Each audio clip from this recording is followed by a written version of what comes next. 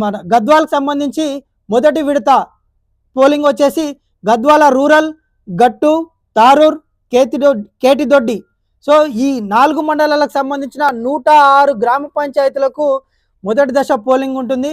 So nomination స్వీకరణ వచ్చేసి November 27 నుంచి ఉంటుంది. అదేవిధంగా రెండవ దశ పోలింగ్ వచ్చేసి ఐజా, మల్దకల్, రాజోలి, వడ్డేపల్లి ఈ 4 మండలాలకు సంబంధించిన 74 గ్రామ పంచాయతీలో రెండవ దశ పోలింగ్ నిర్వహించబడుతుంది.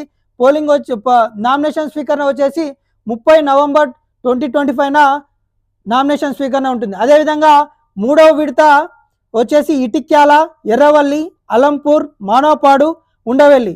సో ఈ 5 మండలాలకు సంబంధించిన 75 గ్రామ పంచాయతీలకు గాను మూడవ దశలో పోలింగ్ ఉంటుంది. నామినేషన్ స్వీకరణ వచ్చేసి డిసెంబర్ 3వ తారీఖు నుంచి నామినేషన్ స్వీకరణ ఉంటుంది.